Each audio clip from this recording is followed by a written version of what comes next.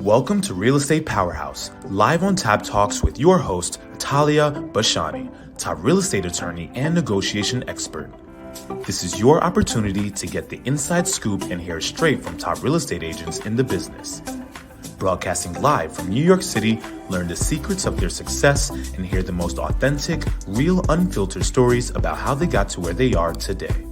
From their wins to their failures to the biggest lessons of their careers and what keeps them rising to the top. And now, here is your host attorney, Talia Bashani.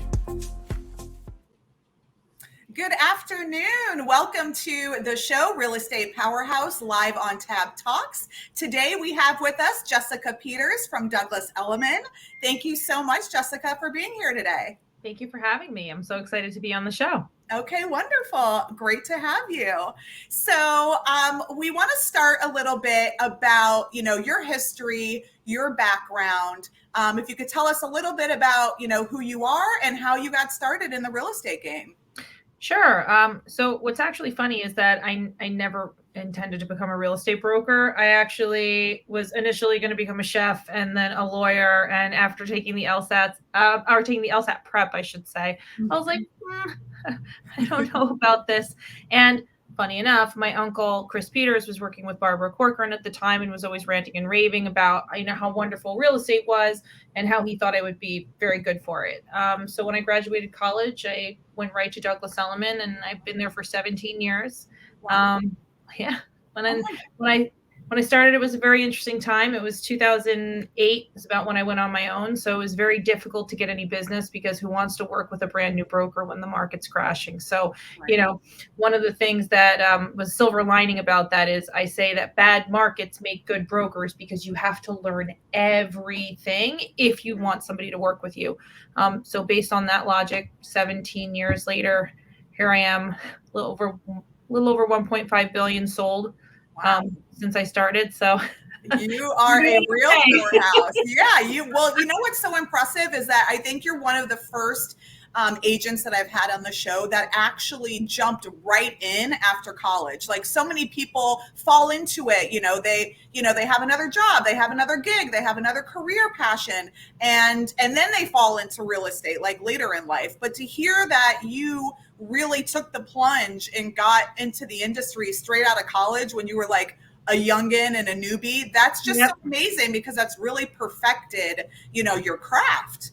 100%. But, I will say from hearing the experiences of a lot of my other colleagues having this other business experience, starting right out of college, it's like real estate is not like any other industry that you work in because there's really no rule book. It's all experience. And, it depends on what type of, area what you want to be in, whether you're in commercial or residential. But I felt like I kind of just got thrown into the middle of the ocean without a life preserver because no one teaches you how to do your taxes. You're an independent contractor. You find out like all this really not fun stuff for the first time in your early 20s. So, it was a blessing to learn that very early on, but I also think I envy the business relationships that a lot of people make in fashion and prior industries that are so relevant to real estate. So sure. No, that makes sense. And it does, there's a little bit of seasoning that goes into being in the workforce, first so that you can carry into real estate. So I definitely see both sides of the coin. Mm-hmm. But, we know that you're the new dev queen, but before we jump into your, current status and new development, how did you start your business out all those years ago? Were you focused on sellers and developers? Were you working with buyers? Like share a little bit about how you got started. Sure. So I was actually working as an assistant for a top producing agent in the city, and that didn't work out. Okay. So when that didn't work out, my uncle, who was the manager of the 26 West 17th Street office that no longer exists, now 111 Fifth, said, you should go to Brooklyn. Brooklyn's really hip. It's up and coming. You're going to do really well there. And, reluctantly I went, and surprisingly he was correct. But back then Brooklyn was very different. It was a little bit more rough around the edges. There wasn't all that new development that you see in Williamsburg. It's I mean, the price per square foot went from like $500 a foot in the neighborhood that my office is in to like $2,200 a foot within a span of 10 years. So, it really went quickly. So when I started working in the borough, I don't think there was as much interest because it wasn't really shiny. Like some things were in Manhattan, they weren't, 1,500 a foot. But I thought to myself, hey, instead of trying to be this little fish in this big pond, why don't you go be a big fish in a little pond right now and make it a bigger pond? So I worked really hard. I really believed in the borough. And, I think getting in early before there was this immense interest for brokers to be doing deals in Brooklyn over Manhattan, it really paid off because, for example, I had a developer call me the other day and he was like, I want your opinion because you're one of the only brokers who's literally been in the same neighborhood that I know about for the last 15, 16 years. He's like, a lot. So I think getting in early before the rush had a lot to do with my success, but also gumption. Like I went and I took the number off of every DOB sign that you could see for new development. I would call anybody who would talk to me, and lo and behold, I found a brand new developer who I, grew with, who didn't really know what they were doing. So we made a lot of mistakes together. And it ended up being a very fruitful, very long relationship that led to a lot of referrals.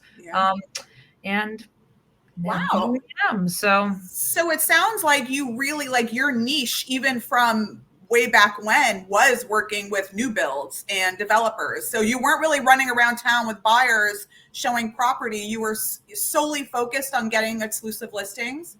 I would have done whatever business fell into my lap at that point. And weirdly, which is like the exact opposite of how the market works right now, is new development was the thing that just happened to fall into my lap. That was one of the first clients that I ever had.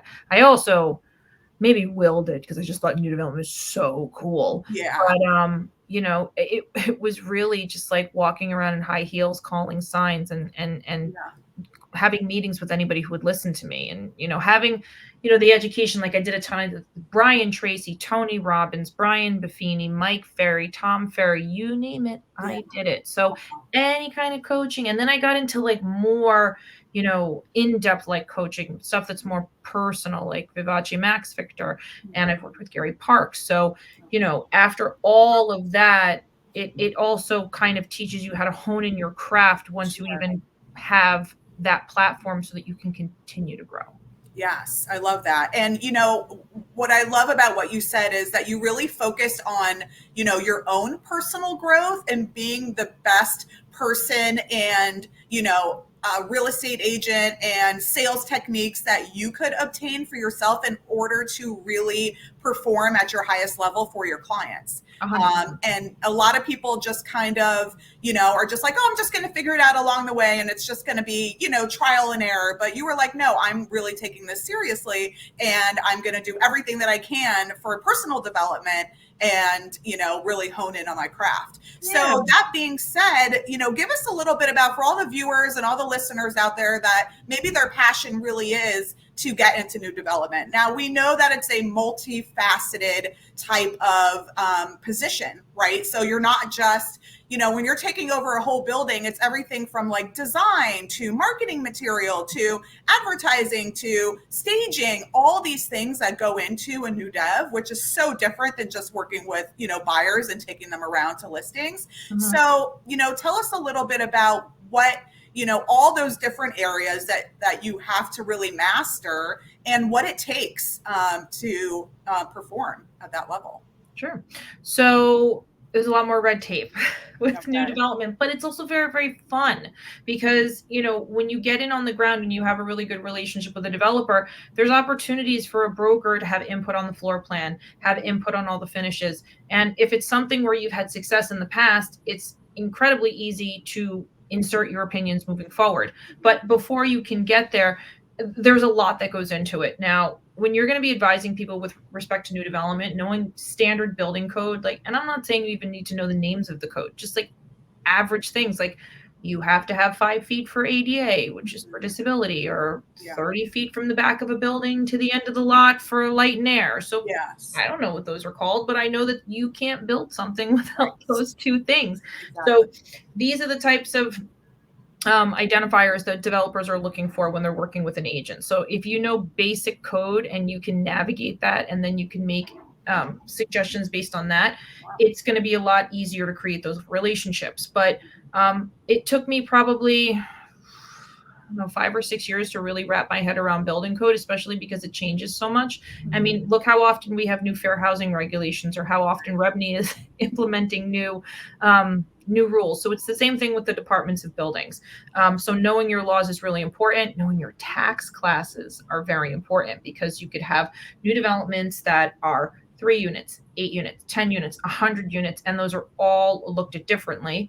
And then also basic zoning, like R5 zoning, 3 stories. You know, if you're doing like row houses, or something that's R6B, 4 stories, knowing simple things like that, how much you can build on a lot, what your FAR is. So you have to have a lot more education in new development than resale, because it's not just emotional, where you have to be tactful, because that's a really important part of our job. But now you have this whole added level of regulation, and now you still have to be tactful, because as much as everyone likes to think that new development is just business, and glamorous, yes, and there's a lot of big feelings. There's a lot of big feelings, even though there's a lot more business, and there's not supposed to be emotion. So it's a lot to navigate. But once you really, have a good grasp on it, it's so much fun. Yeah. Well, and it sounds super rewarding as well, because you really invest, so much of your own time and effort. And I feel like you're in the trenches, with the developer, and you're right there, really kind of like pen to a pad, scripting everything out, getting all the details, the minute details. And then now it's just like, that's half the battle, right? And now you have to go out there and you have to sell it, and you have to pitch it. And that's a whole nother, side of the game. Yeah. So, I think that's pretty remarkable that you've really grown into that. Thank you. Yes, of course. So it's easier when you get to have all of the input, because if you're brazen enough and confident enough, and you've been in the industry long enough to make those recommendations, and then they come to fruition the way that you say that it does, not only is it gratifying to know that, hey, all that hard work and education that I gave myself, I was actually right. But on top of it, you're actually contributing something really beautiful to the neighborhood that you live and work in. So true. Yeah. Now, how do you juggle multiple projects? So, let's talk about your work-life balance for a little bit, because, we know you're this like superstar powerhouse, and you're doing so many projects and development. So how do you balance all of that and still, maintain like the success that you do? I delegate. Okay. I used to take on all the responsibility myself, but once the team started getting really big and we had a huge workload and we were exceeding 150 million in sales, it's like, I can't personally do everything myself, but I can be involved in everything. So I found an amazing head of operations. I have a great marketing team. And I also do a lot of stuff in-house. And the reason I do that is not only for like affordability, but also for efficiency. So time, making sure all of the details are exactly the way that you want them. You don't have to necessarily do multiple revisions, because the people that you work with understand you. And outside of just like a really good operations team, I have 8 agents that work with me, and there's a project manager that I put on every single listing. And if the listing has more than 10 or 15 units, then there's always 3 agents, because regardless of what anybody can tell you about what they handle, for me, it's really important that everybody gets time off, because burnout is real and you can get sick of your properties. So when I tell my agents, hey, listen, you're going to show this week and the next team is going to show the following week, you get an entire week off from your project. You can focus on other business. You can do whatever you want to do. And then you come back to your project and you're completely refreshed, and you can like come off the high of the last week of whatever deal was done. And you want to do more because your other team member just did something incredible. So it's incentivizing your agents to consistently stay happy and making sure they have enough time for their mental health. And it's really well-oiled machined.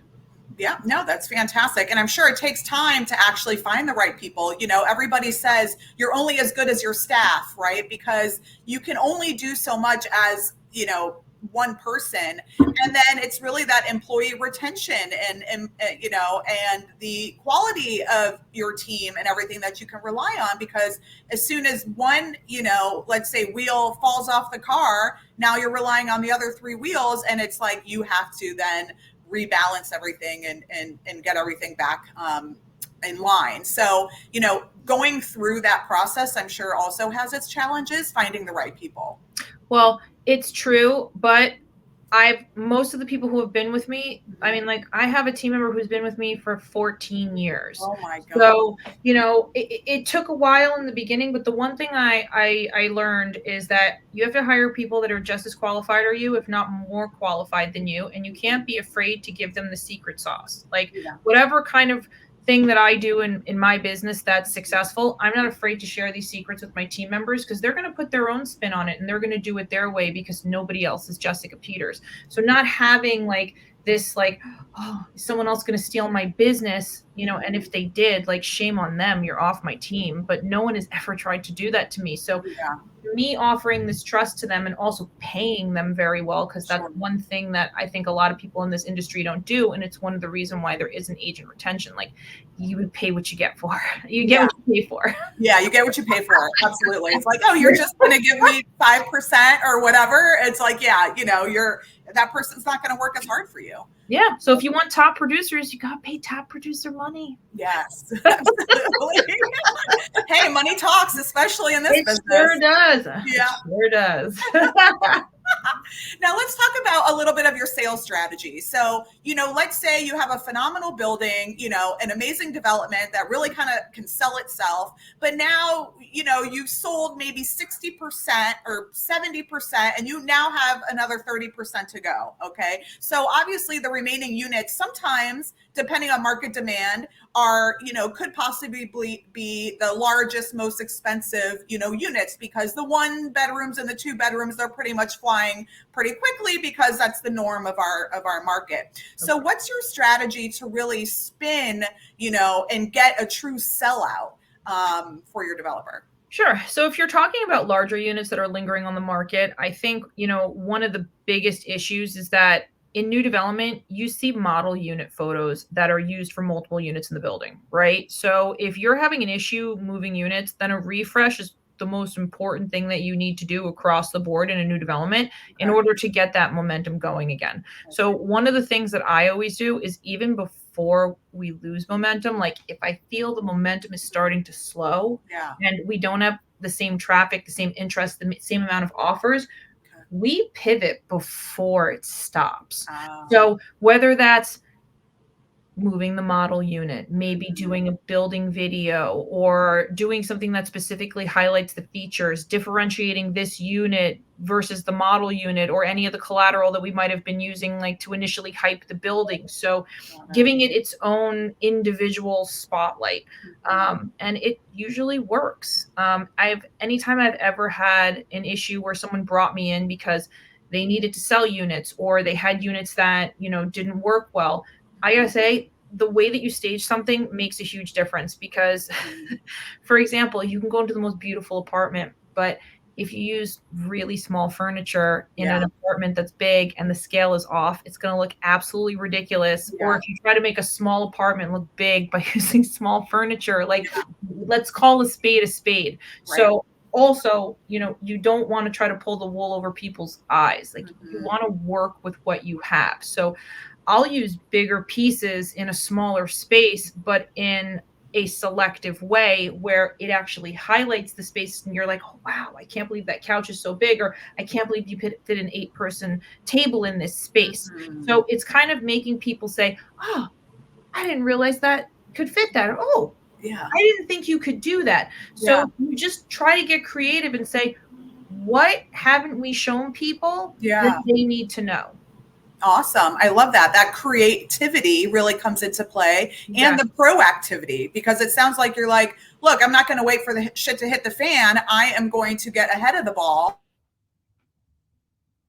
and be proactive by, avoiding it and keeping the momentum up. So that's really smart. And you have to have that foresight in order to do it. I'll give you an example. I launched a new building. Yes. And anytime you launch a new building, you know that things are going to be fire. Yeah. So we got a lot of really great offers. Yeah. And the developer wanted to be more aggressive than the sales team felt comfortable with. And luckily enough, the developers listened to us. And we are about to be 30% sold in 30 days. Wow. But I will say that that initial rush, especially coming into this fall, certainly cooled. And that's not to say that it's not going to pick up again. Right. But with the experience of our sales team, we knew that this rush was, okay, it's a one-time thing. Yeah. You got to take advantage of it or you're going to totally muck it up. Yeah. So I'm glad they listened. And now we're in a really good position and everything's at the asking price. It's not even like an excessive amount of concessions. It's just, normal standard things that buyers expect that, developers don't tend to want to give. So, yeah. Well, look, every developer thinks that they have the cream of the crop, and they have that attachment to their project. It's their blood, sweat, and tears, and it's their baby. And, how dare they drop the price or give concessions. But let's talk about that turning point because, there are those buildings out there where at some point, and every offering plan essentially has that, the sponsor reserves the right to rent any unsold units, in lieu of sales, should it come to that, depending on how the market performs. But, you see the buildings kind of out there in Dumbo and other larger buildings that, are giving 2 years free maintenance, paying mansion tax, transfer tax. They're keeping their price, where they want it to be, but then they're getting like $100K of concessions on the back end. At what point would you advise your developer, like, hey, we need to start offering, being a little bit more generous with offering concessions as opposed to doing price reductions, and I know that's a very sensitive topic, but how do you maneuver and at what point do you do so? So if I'm involved from the beginning and I'm the one who's putting my money where my mouth is, and I said, put these finishes, put these layouts, what I'll generally do is I'll give you a really aggressive OP price. And it's going to be like a price that's, aggressive for the market. But with that, I say, you're paying transfer taxes, you're paying attorney fees, and you have to be open to X amount of credits on the back end. Now, these credits generally don't exceed more than 3 to 4% of the purchase price, but it's coming off the back end, not the front end. So even though you're paying a little bit more per foot, you're paying for something that's a really good product. So you can't dispute that it's a good product, but the buyer needs to feel good about themselves. So if you factor in this negotiation before you come to market by making sure that you have like a slightly higher premium, then at the end of the day, it doesn't affect your bottom line. Right. And then the recorded sales price still shows the recorded sales price. So the comps are great, the building looks great, and nobody really knows what's going on behind the scenes.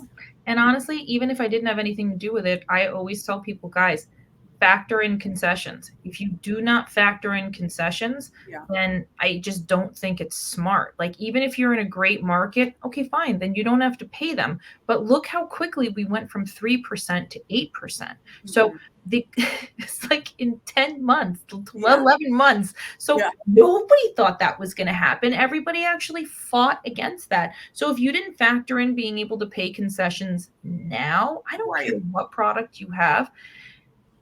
I haven't done one deal, even in the most premium buildings, where it was full ass no concessions. Like, the buyers, even if it was like a silly $10,000 credit, want something because of the market today. So always factor in concessions. And if you don't have to end up paying all of them on the back end, then wow, you just added more to your bottom line. But if you think about it differently in the beginning and you just get that roadblock out and be like, okay, I'll make it up in price. It would just go so much smoother. Yeah, it's the mindset, and it's, having that in advance, and, that way it's like, we're not, over promising and under delivering. These we're managing expectations. And, when it comes to that point, then you handle it accordingly and there's no surprises because their mind, the mindset has already been established. Exactly. And that's like where the whole ego thing comes in. It's like everybody wants to pay the least amount to buy, and every seller wants the most amount to sell. Right. So if you just kind of take the ego out of that concession aspect in the new development, I mean, the bottom line is the bottom line. It doesn't matter where you make up the number, right? There you go. Exactly right. That's a numbers talk. Well, thank you so much, Jess. We are going to take a brief commercial break, and then we're going to come to with part 2 of the show. Stay tuned, everyone.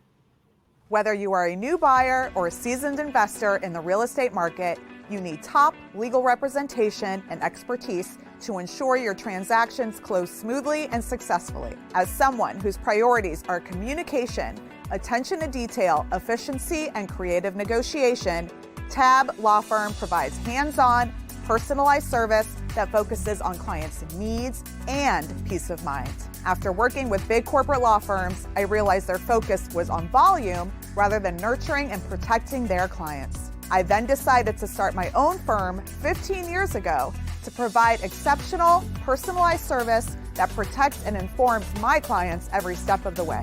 Most of my clients are looking for guidance, transparency, and clear communication throughout their real estate transaction. Making myself available to my clients is one of my top priorities, and my expertise allows me to foresee issues before they happen and avoid potential downfalls. This proactive approach safeguards my clients from incurring any additional expenses, delays, or stress. During the selling or buying process, efficiency is key. I keep all parties informed and organized, ensuring we close smoothly. I fancy myself as a deal maker, not a deal breaker. If you are looking to buy or sell real estate, or if you are a real estate broker looking for an attorney who's going to be communicative, efficient, and responsive to you and your clients, then contact me at Tali360.com and let's start working together. Close with TAB and feel fab.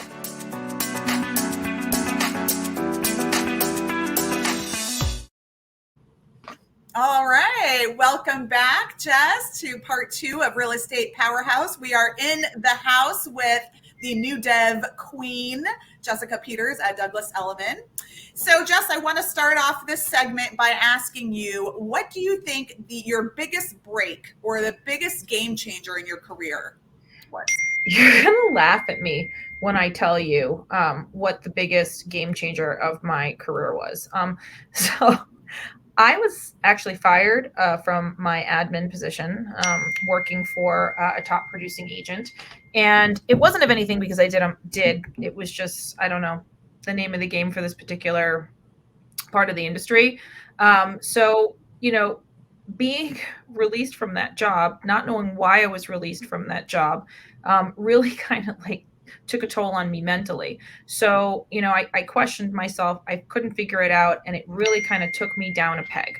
So because that happened, it actually gave me a lot more humility. And it made me realize, like, hey, girl, slow your roll. You need to be more educated. You need to learn more. You can't just go out there and give your opinion and do this. You're not educated and you're not in the industry long enough to have such strong opinions the way that you do. So that humbling experience is what led me to the whole, hey, bad markets make good broker type things. So, feeling like you were completely worthless and having to come back from that and be like, absolutely not. I'm going to show you, because I think the exact words that were used in that meeting were, you just don't have what it takes to make it in this business. Oh, I was like, I'm going to show you who doesn't have what to take it in this business. Yes. So, I mean, I think I showed him a thing or two. Yeah, but, I think you came back super strong. Yeah. I think someone telling you can't do something is like, it in very insane motivation if you're somebody like I am. Yeah, right. You were like, I'll show you. Oh, really? To all those naysayers. Yeah. It sounds like your everyday, not every day, but every supermodel story, right? Because they walk into all of these agencies and they're like, oh no, you're too this, you're too short, you're too skinny, you're too fat, whatever. You're not going to make it in this business. And next thing you know, they're like Naomi Campbell. Exactly. So all it takes is someone telling you don't have what it takes. Right. Apparently. And then you're on fire. And then it's like rockets launched. Yeah. I love it. Okay. Well, hey, that's a great win right there. Yeah. So tell us what the biggest record you broke, in your own career. So whether it's like, oh my gosh, I sold out this new dev property, in this amount of time, or this is the biggest, my biggest record was, selling this condo at, whatever, $10 million sellout. What was your biggest record that you broke for yourself? So my biggest record that I'm going to break is this Greenpoint building I have. I have my first 6 contracts in 30 days. And when I sell it out, which I'm on my way to, it'll be at probably some of the highest price per square foot ever sold in Brooklyn consistently across the board in a small boutique building. Wow. But one of the things I think I'm one of the most proud of, and it's not necessarily the most money, is that I was interviewed for a project at Elliman, and it was a 70-unit building in Park Slope. And when I was offered the interview, they came to me from Douglas Elliman. They were like, Jess, I just want to let you know, there's like a 1% chance that you're going to get this. So like, I just want to manage your expectations. We think you're wonderful. So we want you to talk to this client, but like, it is like slim to none that you're going to get hired. And I got hired. And not only did I get hired, but I sold 72% of the building. Oh my God. So, and this was during the pandemic. Wow. When like they were about to go rental. And, even when we amicably parted ways at 72%, because I wasn't the first sales team, and want a little bit of behind the scenes info. Okay. Banks have a say in who gets to stay on a project if like one company has been there, for an extended period of time. Okay. So it had just been like our expiration date, right? Although everyone was ending amicably. Okay. But I was so incredibly proud of our team. A 1% chance. Wow. So what do you attest to that? So what do you think did it when you walked in there? Like, how do you prepare for these listing appointments or meetings or presentations? How do you prepare, and what do you think really, sold them, like closed the deal for you? Honestly, it's a really simple answer. You just have to show up and do the work. Like when I say, show up and do the work, and it's like the most basic things. Like I walked in there and like I politely, ripped apart the models. Like for the building of that size, like I thought things should have, been done a little bit differently.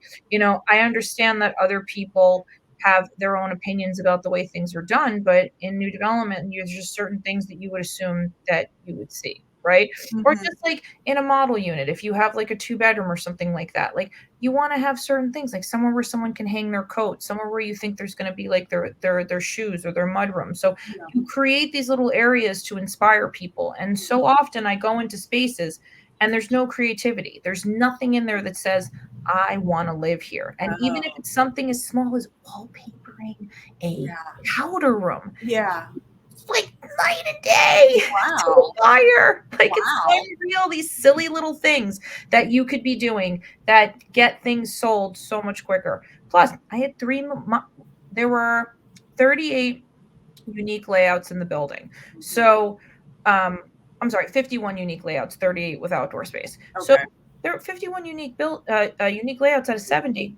Stage three units. If there aren't many unique units, you need to have people understand like the variety. Exactly. Yeah. Right. So it's just little things like this and just fine tuning it, making sure that you have really good traffic reports, because if things aren't selling well, the one thing that's going to save your butt is your traffic report. If you have all the data, all the web stats, every conversation you've had with every buyer, every broker, every feedback note, every offer, and someone tries to blame something on you, you could literally go back to, hey, in the Excel that I sent you, please go to line 47, column G. And that's exactly what I told you we needed to do 5 months ago, and you said no.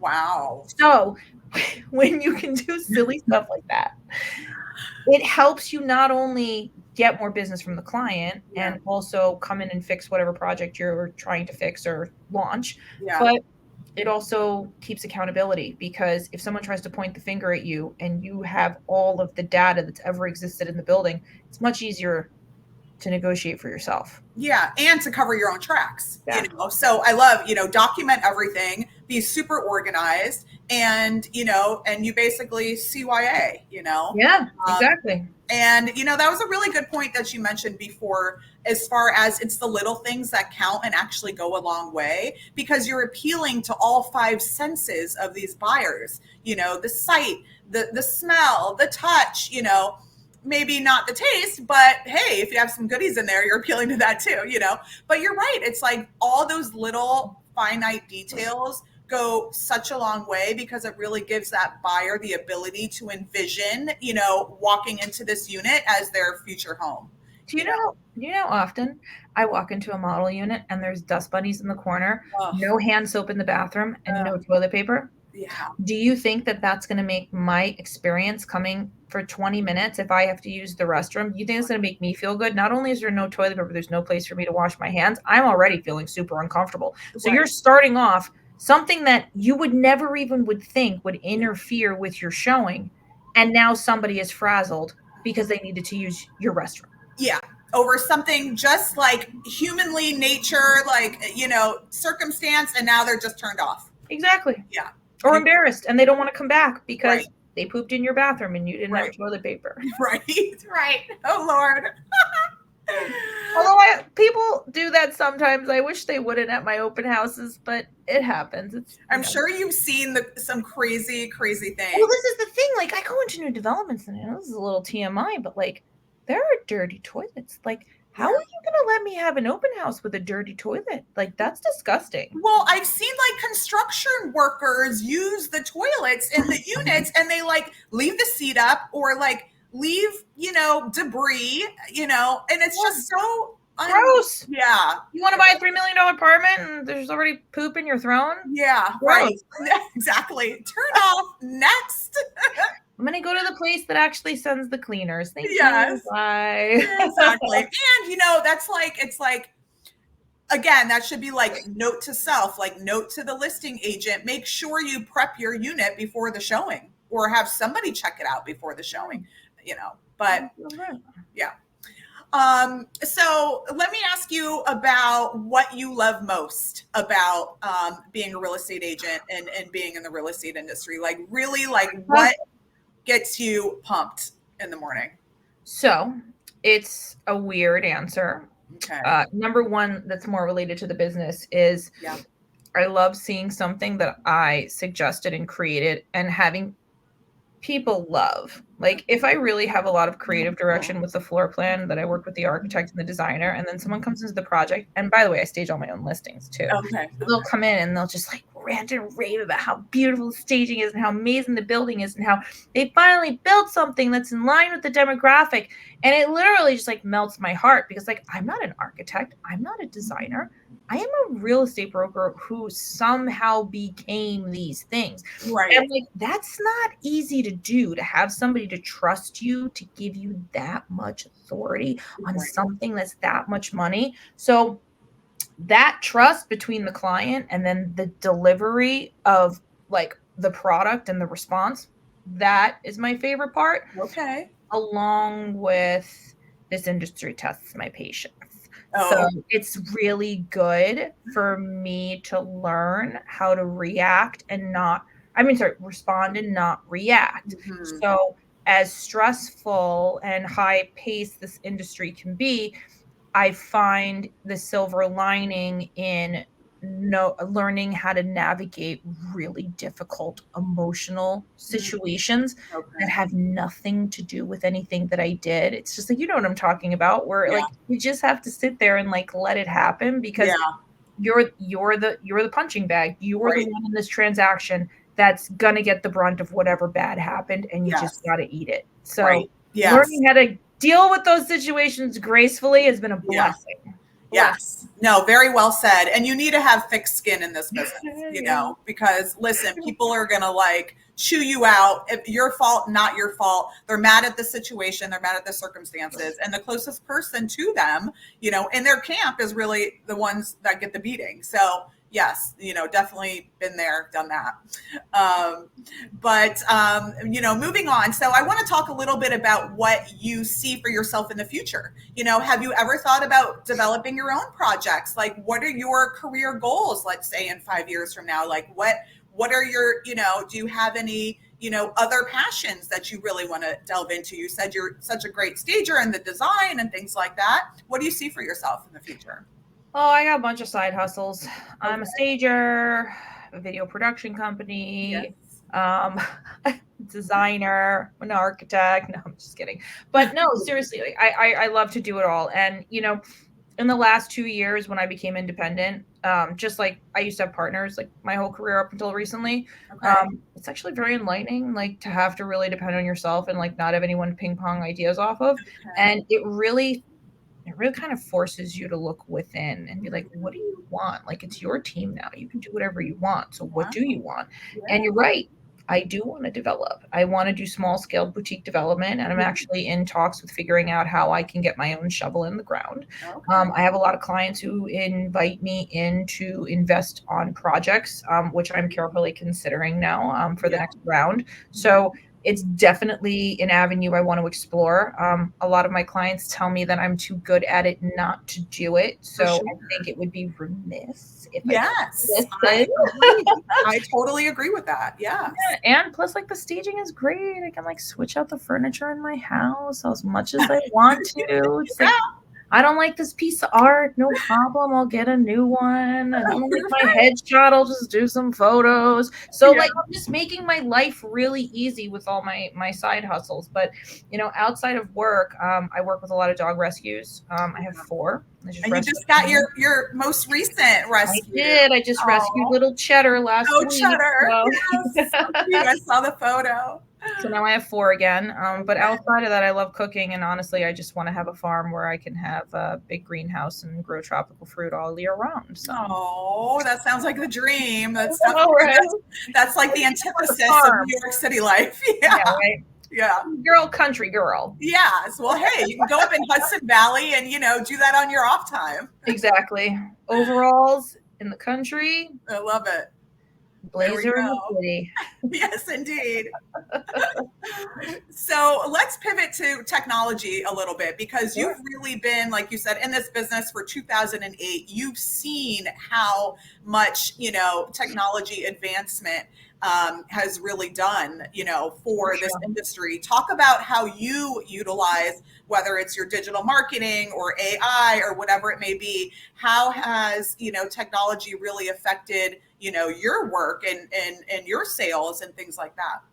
Sure. So I think that, you know, the 2 ways that I'm doing this for 17 years. So from when I started till now, I think the advances in technology have improved specifically for me 2 areas that allow me to do more business, right? It's direct communication to the client, accessibility through email, through text, through Zoom, through chats, through whatever you want. Like, it is so easy to talk to people these days.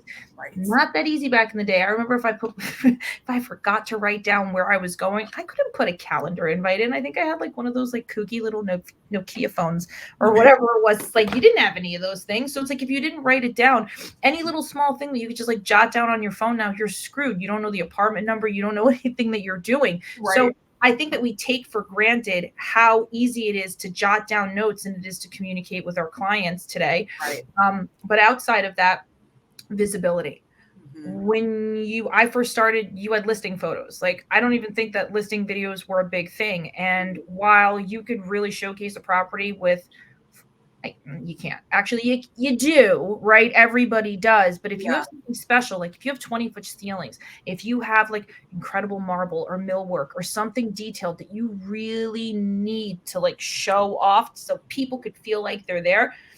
Video, other things in technology, like different ways, like you could do video tours with people. You could never do that before. Exactly. Or even just like the way that you can shoot things in like 4K, 5K, make them look beautiful. Or you have influencers go into units. You have movie shoots in them now, right? And like the accessibility to do that is so easy. So I think, and plus, look at all the different websites that you have now. Look how easy it is to send things globally. Social media, TikTok, like whoever thought that I would be on Instagram for my properties. When I was in college and this first came out, I was like, this is really cool. I'm going to put my party pictures up here. And now like I put a $5 million listing and find buyers on Instagram. Like, and globally. International reach. So visibility and connectivity, I mean, and it makes the job more streamlined. There's so much less red tape. Right. And it just, I feel like it really makes your job. So it can relieve you to really focus on what, the task at hand and getting the sales done, where everything else is working while you sleep. And you can automate most things. Like you can automate your seller reports. You can automate pretty much anything that you're working with that's data driven, and it's all in a shared cloud. So you're not emailing it to anybody. You're saving it in a link that somebody else can access and edit in real time. So you're saving time, because not only do you not have to email things to everybody, but it's saving as you go. Yeah. So you just take so much time out of these little tasks that you used to do before, where you could either take time for yourself or figure out how you want to apply yourself to new business. Right. Exactly. And I love that you can have like QR codes as a sign-in sheet, so as buyers are coming through the property, they're scanning the code, they're putting in their name and number, and then boom, you have them locked in, I don't even use paper anymore. I laminate QR codes. I'm hanging them up. I'm like, here is the disclosures for who I am, and here's the brochure. Right, exactly. Download, boom. Yeah, exactly. There you go. It's efficiency. I love it.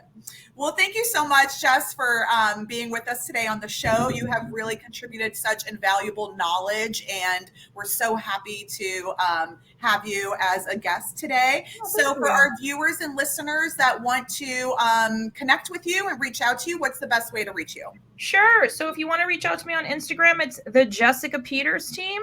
And if you would like to email me, it is jpeters, JPETERS @elliman.com.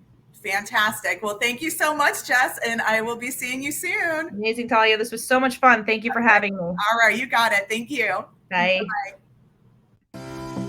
You've been tuning into Real Estate Powerhouse live on Tab Talks with your host, attorney Talia Bashani. For more information, please visit Tali360.com.